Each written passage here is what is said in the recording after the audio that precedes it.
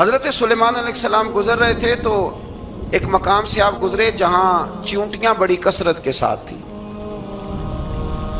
تو ایک چیونٹی جو ان چیونٹیوں کی سردار تھی، ان چیونٹیوں کی بڑی تھی، اور مفسرین کرام نے یہ بھی لکھا ہے کہ وہ تھی بھی ایک آنکھ اس کی کوئی نہیں تھی، ایک ٹانگ اس کی کوئی نہیں تھی، لیکن اس حال میں بھی وہ چیونٹی جو تھی وہ چیونٹیوں کی قیادت کر رہی تھی. تو حضرت سیدنا سلیمان علیہ السلام کا لشکر جب وہاں سے گزرا تو وہ کہنے لگی یا ایھا النمل ادخلوا مساکنکم، کہنے لگی چیونٹیوں اپنے بلوں میں گھس جاؤ، کہیں ایسا نہ ہو کہ سلیمان علیہ السلام کا لشکر بے دہانی میں سلیمان کا لشکر توجہ نہ کرے اور تمہیں پاؤں کے نیچے مسل دے، لہذا اس طرح کرو کہ تم اپنے اپنے بلوں میں گھس جاؤ.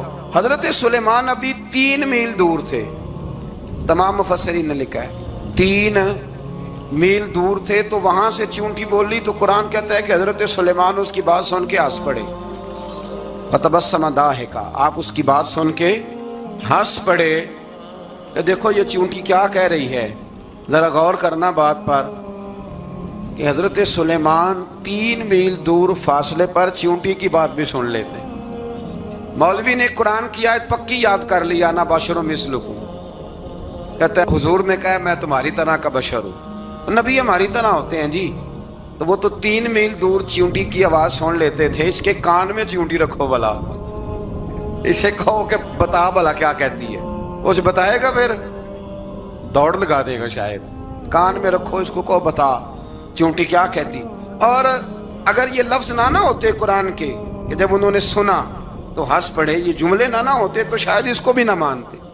لیکن حضرت سلیمان نے سنی چیونٹی کی بات، اور اب اگلی بات کہنے لگا ہوں.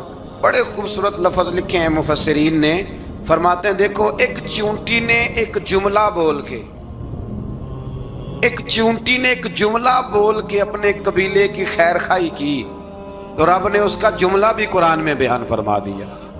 تو جو ساری زندگی لوگوں کو جملے بول بول کے کہے رب رسول کی طرف آ جاؤ، تو اللہ قیامت میں اس کی بات کو قائم نہیں فرمائے گا.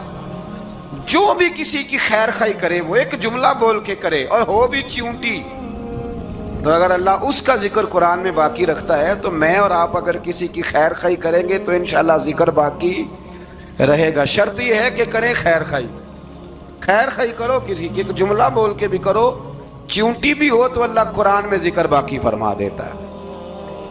تو اللہ تبارک و تعالیٰ نے اس بات کا ذکر قرآن مجید میں فرمایا.